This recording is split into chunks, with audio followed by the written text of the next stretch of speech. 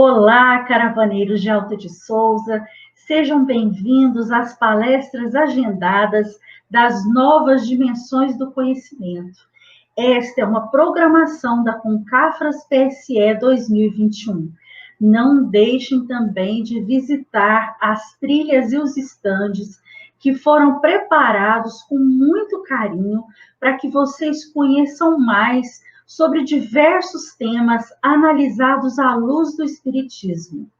Convidamos agora a Juscelia para fazer a prece inicial de nossa programação. Seja bem-vinda. Amigos, que as doces vibrações de Maria de Nazaré nos envolva a todos. Convido a fecharmos os nossos olhos nesse momento, nos preparando para a prece. Bondosa Senhora, Estrela de Nazaré, nos reunimos nesse momento em nome do Cristo de Deus, buscando no conhecimento das verdades eternas o bálsamo que alivia as nossas dores transitórias, o alimento que fortalece as nossas almas em marcha para a ascensão. Rogamos-te, ó Mãe Santíssima, abençoe a palestra que será proferida agora. Permaneça conosco, nos intuindo, nos inspirando. Graças a Deus e que assim seja. O tema da palestra que assistiremos agora é Efeitos da Prece sobre a Saúde, que será dividida em 2 blocos. O convidado para falar sobre este assunto é Sabino Luna, da Argentina. Seja bem-vindo, Sabino. Olá, queridos amigos. Eu sou Sabino Antônio Luna, de La Rioja, Argentina. E eu quero falar com vocês sobre uma temática que consideramos apaixonante e que consiste nos efeitos da prece sobre a saúde. E eu gostaria de dizer, primeiramente, de uma maneira mais apropriada, a temática que nos convoca, o que é a prece? A prece é um fenômeno complexo que resulta da ação do espírito, tanto encarnado quanto desencarnado, que por meio do seu pensamento, do seu sentimento e da sua vontade, gera mudanças em si mesmo, nos outros e no entorno geral. Esse fenômeno complexo que provoca mudanças naqueles que o geram e nos outros e no entorno, é um fenômeno que vamos tentar compreender desde a sua natureza até os seus efeitos. Qual é a natureza íntima da prece?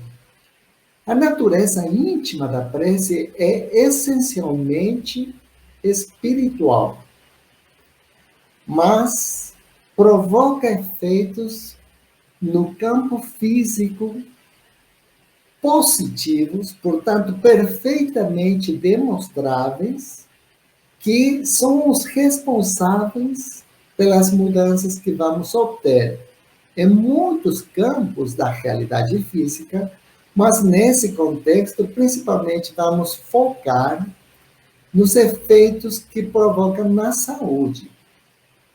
E quais são as provas que demonstram que isso é assim? Temos inúmeras áreas do conhecimento e da pesquisa e da prática clínica que permitem constatar a realidade do efeito da prece sobre o campo físico em geral e sobre a saúde em particular. Essas múltiplas pesquisas, vamos dividi-las por áreas, começando, por exemplo, pela área parapsicológica. Na área parapsicológica, o pai da parapsicologia, Joseph Van Rijn, um homem de uma cultura notável, extraordinário na sua formação, porque ele tinha conseguido, na sua formatura, ser doutor e doutorado em biologia e doutorado em teologia. E por causa da sua formação, ele procurou e encontrou a forma de demonstrar cientificamente, nos parâmetros do positivismo, a realidade da natureza espiritual do homem e a possibilidade dessa natureza espiritual interagir com a natureza material. No ano de 1935, na Universidade de Duke, utilizando principalmente de voluntários estudantes da Faculdade de Psicologia, o Dr. Joseph Van Rijn começou as suas práticas e pesquisas no campo da telepatia e demonstrou, tanto metodologicamente quanto estadisticamente, que as pessoas eram capazes de emitir mensagens que, à sua vez, poderiam ser captadas, decifradas por médios extrafísicos por outras pessoas chamadas receptoras. Vamos destacar que essas pesquisas foram desenvolvidas utilizando barajas, cartas, chamadas cartas Zener, que constituíam grupos de 25 cartas capazes de facilitar os cálculos estadísticos com símbolos, 5 símbolos diferentes, que eram colocados de uma maneira aleatória, e o emissor focava sua atenção na imagem e emitia para o receptor, que encontrava-se noutra sala, ia anotando carta 1, carta 2, carta 3, onda, estrela, círculo, quadrado, as diferentes imagens.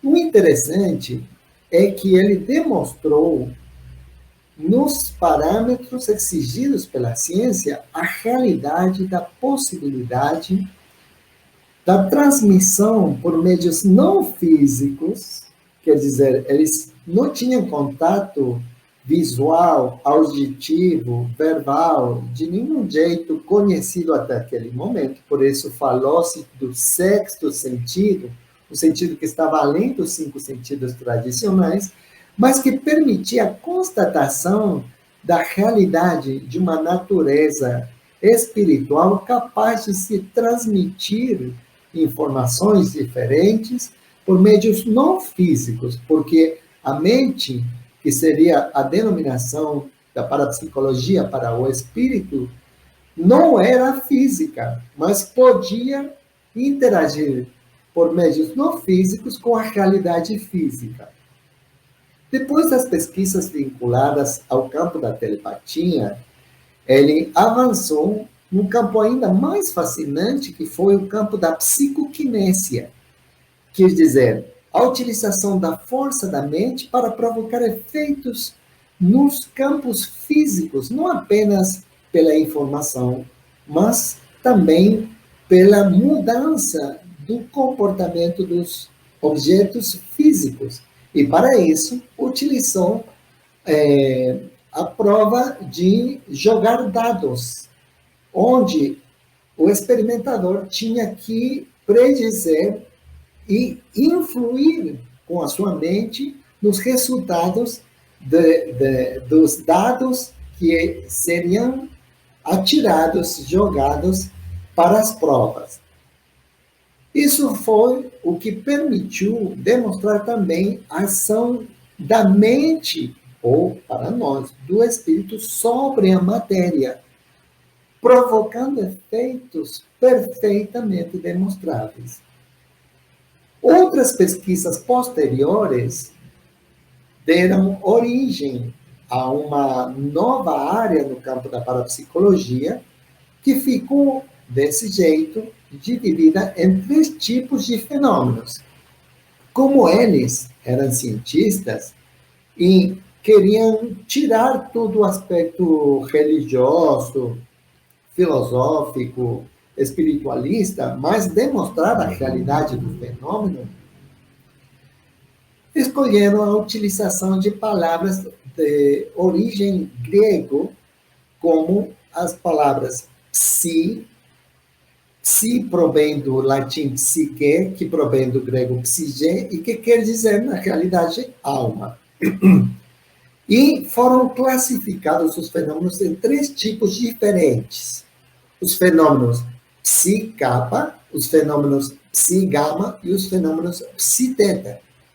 Os fenômenos psi-gama, inicial de psique, e gama, inicial de gnosis, implicavam tipos de fenômenos onde a transmissão era de um conhecimento. E aí, o exemplo paradigmático está constituído pela telepatia. Os fenômenos psi-kappa, kappa, inicial de kinesis, movimento, eram aqueles que demonstravam a ação do pensamento, da mente, do espírito sobre a matéria. E o exemplo paradigmático é a telequinésia. Mas, finalmente, não todas, algumas das ramas da parapsicologia desenvolvida, principalmente no Ocidente, aceitou um terceiro tipo de fenômenos chamado fenômenos psi-teta. Teta, inicial de Thanatos, que quer dizer morte. Então, no campo da parapsicologia, foi aceito que existiam fenômenos nos quais participava inteligência extracorpórea, nós diríamos, espíritos desencarnados, ou espíritos em erraticidade, capazes de gerar fenômenos estudados pela parapsicologia. Desse jeito, cientificamente, a parapsicologia demonstrou também a realidade do fenômeno mediúnico. E interessante é saber que, por causa de mais de 35 anos, porque eles começaram as suas pesquisas no ano 1935, permitiram que no ano de 1969, a Associação Americana para o Avanço das Ciências tivesse que aceitar a parapsicologia como uma ciência oficial, por causa da seriedade da metodologia aplicada. Também gostaríamos de afirmar que no campo psicológico existem provas incontestáveis a respeito da realidade da força da mente ou do espírito e os efeitos no campo físico em geral e no campo orgânico em particular, como foi o desenvolvido pela psicologia transpessoal, um movimento conhecido também como Quarta Força, que surgiu na costa oeste dos Estados Unidos, na Califórnia, quando Anthony Surti, Abraham Maslow e Stanislas Grof criaram a psicologia transpessoal, que não é mais do que um movimento acadêmico psicológico que estuda os estados não ordinários de consciência e que aceita a realidade da natureza espiritual no psiquismo humano e utiliza essa natureza como parte da sua proposta terapêutica para a recuperação da saúde.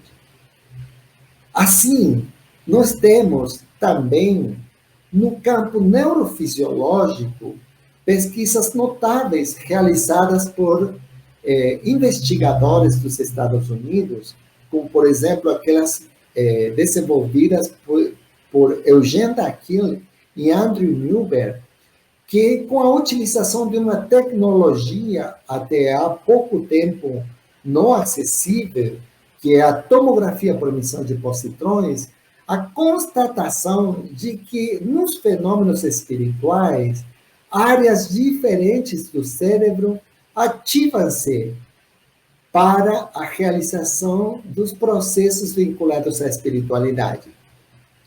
O Dr. Eugene Daquil e Andrew Newberg utilizaram numa prova monges tibetanos, perguntando para eles qual era a prática espiritual mais significativa e valiosa, e eles disseram os nossos momentos de meditação, E para as freiras franciscanas do Ocidente, que eles responderam que eram os seus momentos de prece.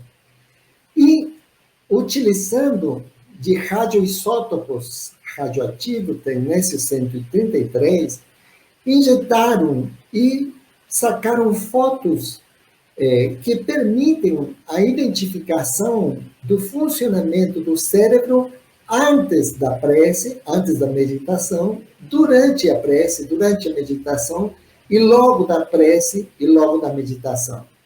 E os resultados foram assombrosos, porque os estudos demonstraram que a captação da glucosa marcada com radioisótopo radioativo era, no momento da prece e no momento da meditação, captada por duas áreas do cérebro, do neocórtex, até esse momento consideradas áreas cegas ou áreas mudas. Quer dizer, áreas que não sabiam qual era a sua função. Principalmente uma na área frontal e outra na área temporal. E não é por acaso que essas áreas estão vinculadas da área frontal aos fenômenos éticos que nos permitem diferenciar aquilo que está bem daquilo que está mal. O sentido ético que o homem tem está vinculado ao funcionamento da área frontal do neocórtex. E na área temporal, que tem a ver com a sensação de identidade no corpo físico, que é muito semelhante àquilo que sentem os médiuns no processo do transe, quando percebem como se o seu corpo fosse maior e excedesse os limites da realidade física. Sensações de expansão da própria identidade. Olá, meu nome é Lucas, sou um dos dirigentes de uma casa espírita aqui da minha cidade e sou sócio do Clube do Livro Espírita do Brasil há quase 15 anos. E eu vim aqui te contar por que você precisa conhecer o Clube do Livro.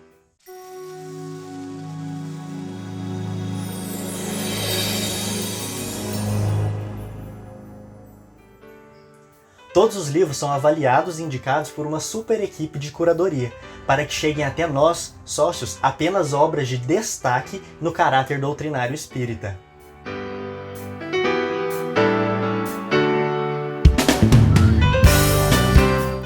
A união faz a força.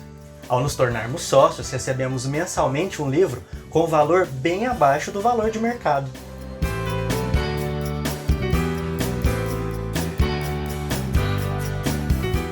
Já pensou ter a sua própria biblioteca em casa? E além de desfrutar das maravilhosas histórias do mundo espiritual, ainda poder emprestar ou presentear amigos e familiares com o maior dos tesouros.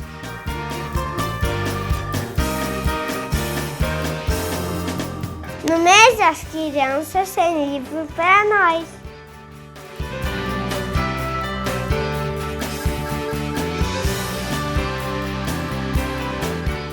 E se você for dirigente de casa espírita, ainda pode levar o Clube do Livro para a sua instituição. A maior parte do valor pago pelos sócios é revertido para a manutenção das obras sociais da sua casa. E aí, tá esperando o quê? Entra lá no site www.clubedolivroespírita.com ou procure o clube mais próximo de você. Clube do Livro Espírita do Brasil. Porque, como nos afirma Dr. Bezerra de Menezes, o livro espírita é a luz dos céus à disposição do homem.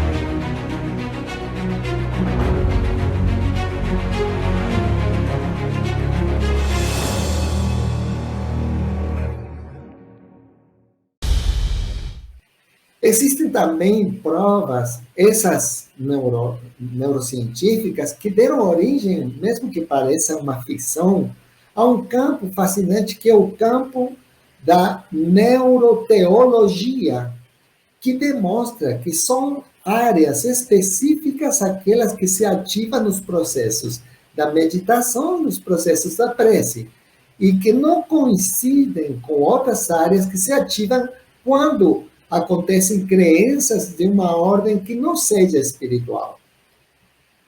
Do mesmo jeito, também provas na área médica, como aquelas realizadas principalmente pelas pesquisas do Dr. Harold Kenny, da Universidade de Duke, que tivemos a benção de conhecer pessoalmente em um congresso internacional que realizou-se na cidade de São Paulo, no ano de 2005, onde foi apresentada a realidade de que Medline, uma das principais páginas de pesquisa sobre os efeitos da saúde, das práticas espirituais sobre a saúde, mostrou que tínhamos 14 mil protocolos de pesquisa sobre o poder da prece nos efeitos da saúde.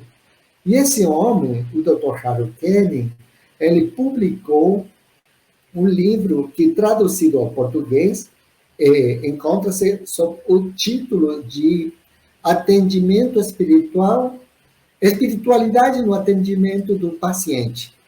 E aí, ele faz uma análise maravilhosa, onde mostra, no final do livro, as 10 melhores pesquisas científicas que comprovam a influência da prece e das práticas espirituais sobre as patologias chamadas somáticas, quer dizer, as patologias físicas. As 10 melhores pesquisas que o demonstram a respeito das chamadas patologias psicológicas.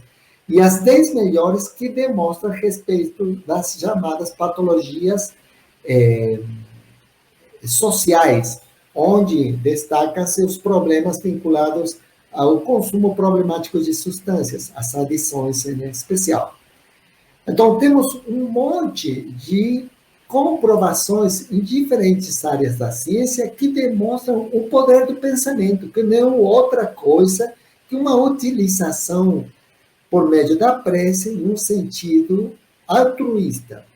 Finalmente, outro campo de pesquisas que demonstra a realidade desses efeitos é no campo da física. Muitos de vocês possivelmente conhecem as pesquisas de Hiroshi Emoto, que é um japonês que publicou, entre outras, um livro chamado A Marca da Água, onde ele somete a água à influência de pensamentos de uma diferente ordem e de estímulos que permitem, logo de congelar a água, a análise dos cristais que conformam o processo de congelamento e, por causa de ser submetido a diferentes tipos de influências psíquicas pelo pensamento, ela adquire diferentes formas e qualidades que se correspondem com a natureza da sintonia que se lhe influi por meio do pensamento, por meio da prece, por meio da música, por meio de outros efeitos, de outras ações que claramente demonstram efeitos positivos, demonstráveis, que estão publicados em várias obras desse pesquisador notável. Então, temos aqui a realidade de que a natureza espiritual da prece, ela traduz-se em efeitos físicos. E como é o mecanismo que a prece utiliza para esses efeitos? É muito interessante, porque desde o ponto de vista espírita, nós sabemos que o pensamento, o sentimento e a vontade do espírito, esteja ele encarnado ou desencarnado, emite ondas de caráter eletromagnético de altíssima vibração que são capazes de interagir com o fluido cósmico universal, provocando ideias, formas que agem por meio do fluido cósmico universal, no perispírito dos espíritos encarnados e dos espíritos desencarnados. No caso dos espíritos encarnados, essas ideias formas que interagem por meio do fluido cósmico universal, nos diferentes fluidos e no perispírito do indivíduo encarnado, vai provocar efeitos físicos capazes de se demonstrar no campo da saúde. E é isso mesmo como o mecanismo da prece age sobre o organismo. Desde a perspectiva científica tradicional, houve diferentes níveis de interpretação dos efeitos beneficiosos que já são incontestáveis da prece sobre a saúde. E essas tentativas, claro, tentaram explicar sem recorrer à dimensão da espiritualidade. E assim foi que, desse ponto de vista psicológico, o processo da profecia autocumprida permite compreender, de certo modo, como é que o psiquismo age para provocar efeitos no corpo físico, porque quando uma pessoa acredita que uma coisa é de um jeito determinado, consciente ou inconscientemente, contribui para que aconteça desse jeito. E quando acontece, isso fortalece ainda mais a crença que ela tem na realidade do fenômeno. Então, isso faz com que, a maioria das vezes, o que as pessoas acreditam que vai acontecer, aconteça por meio da profecia autocumprida. E essa é uma dimensão apenas psicológica. Na dimensão neurofisiológica, como eu já disse, existe um desenvolvimento de uma ciência hoje muito notável, que é a psiconeuroimunoendocrinologia, desenvolvida pelo Dr. Robert Eder, dos Estados Unidos, que permitiu compreender como é que se cumpre aquele preceito afirmado há 1800 anos, no século II da nossa era, por um dos pais da medicina, que é Galeno, porque ele dizia: as mulheres tristes adoecem mais do que as mulheres alegres. Uma coisa que é muito verdadeira, que todo mundo sabe, profissional ou não profissional, mas ninguém sabia como explicar. A psiconeuroimunoendocrinologia permitiu compreender como aquilo que nós pensamos, principalmente aquilo que nós sentimos e cultivamos, processa-se numa área do nosso sistema nervoso, que é o sistema límbico, também conhecido como cérebro emocional, ou cérebro visceral, e por meio dele sintetiza neuropéptidos capazes de agir sobre a hipófise, produzindo e regulando as 9 hormônios produzidas pela hipófise. E desse jeito, por via psiconeuroimunoendocrinológica, agem nos efeitos no corpo físico com o equilíbrio endócrino e com a capacidade imunológica no campo da saúde.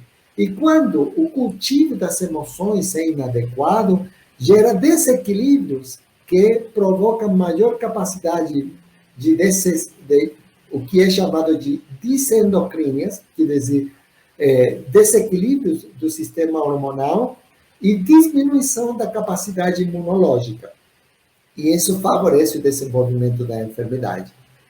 Pois bem, todas essas explicações são suficientes para compreender como é que a prece do sujeito crente atua sobre ele mesmo. Mas eles não conseguiriam explicar como é que a prece pode provocar efeitos demonstráveis numa outra pessoa, onde a outra pessoa nem sequer sabe que está se orando por ela. Quer dizer, estaríamos evitando o efeito da profecia autocumprida e também, logicamente, da psiconeuroimunoendocrinologia.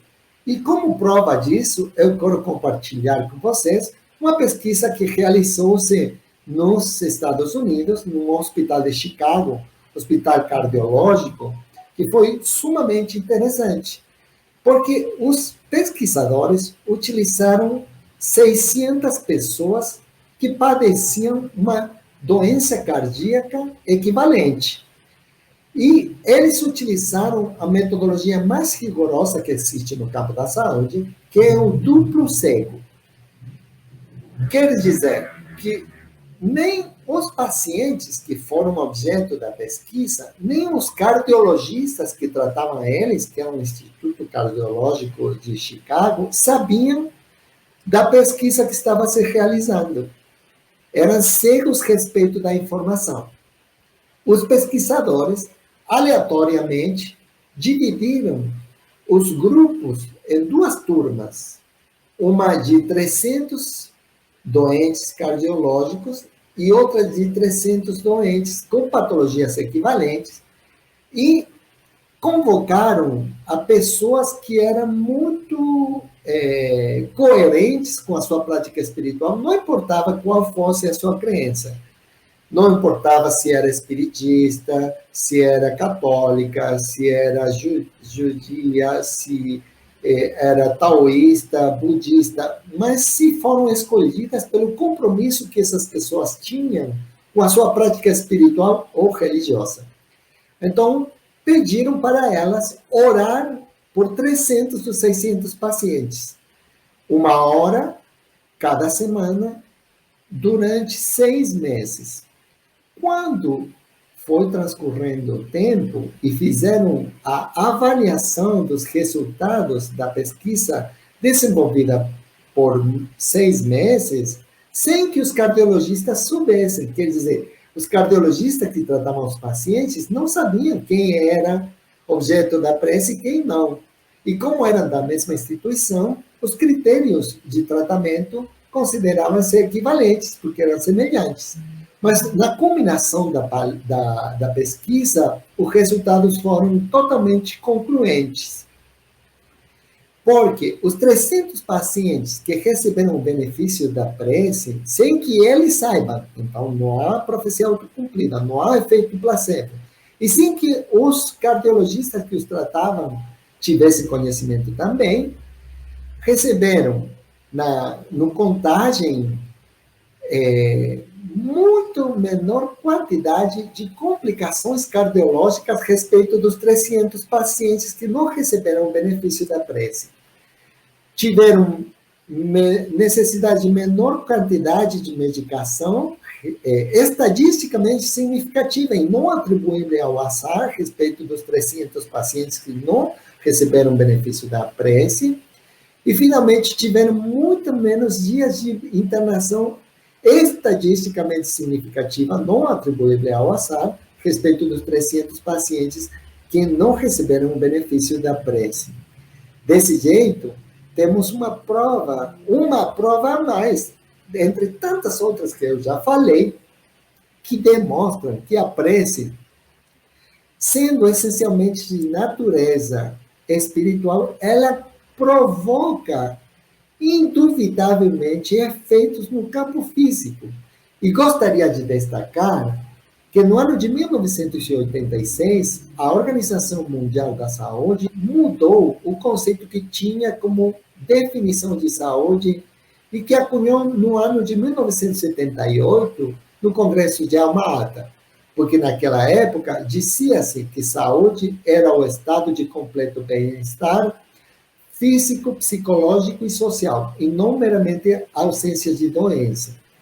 Mas no ano de 1986, a própria Organização Mundial da Saúde sugeriu incluir a dimensão espiritual do homem, quer dizer, aceitando que na natureza última da realidade humana não existe apenas 3 dimensões reconhecidas como a dimensão física, do corpo físico, a dimensão psicológica, o que a pessoa pensa, sente, espera, a expectativa que tem, e a dimensão social das suas vinculações, senão também a dimensão espiritual.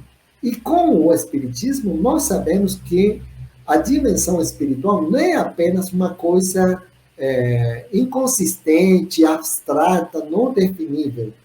Para o Espiritismo, o Espírito é uma coisa concreta, de uma natureza especial, mas é o princípio inteligente da criação, que é a sede verdadeira da individualidade, da inteligência, da afetividade, da vontade, dos conhecimentos, dos vícios e das virtudes. Então, nós sabemos da realidade espiritual e estamos em condições de afirmar cientificamente, não apenas pelo testemunho dos casos isolados, mas pelas evidências da ciência, que a prece é um poderoso recurso capaz de provocar efeitos na saúde, em todos os campos e em todas as patologias, como tentamos que tenha sido demonstrado pelas informações que acabamos de compartilhar. Então, como a ideia é de que a prece provoca efeitos na saúde consistentes, indiscutíveis e muito convenientes, eu gostaria de concluir essa pequena exposição convidando a todos vocês e a mim mesmo para fazer uma prece que tenha uma mensagem capaz de agir na interioridade mais profunda das nossas almas, provocando as mudanças que precisamos para a conquista da saúde integral, que não é outra que a conquista do homem novo, do Cristo interior, capaz de fazer que desenvolvamos a nossa capacidade de amar, que é o password que vai nos dar a possibilidade da conquista da plenitude e da felicidade. Então, lembrando o nosso Francisco de Assis, eu gostaria de compartilhar com vocês aquela prece maravilhosa que ele formulou quando fora rejeitado por Inocêncio III, o Papa da época, na sua primeira visita ao papado, tentando levar a mensagem de transformação que portava no seu coração, como lembrança transpessoal dos seus dias ao lado do Cristo, na pessoalidade de João o Evangelista. Então, diremos, com a nossa alma, com o nosso pensamento, com o nosso coração colocado aí, benditas sejam as dificuldades que nos agredem e fazem pensar. Benditas sejam as horas que gastamos em função do bem eterno. Bendito seja quem nos maltrata à primeira vista e nos ajuda a melhorar.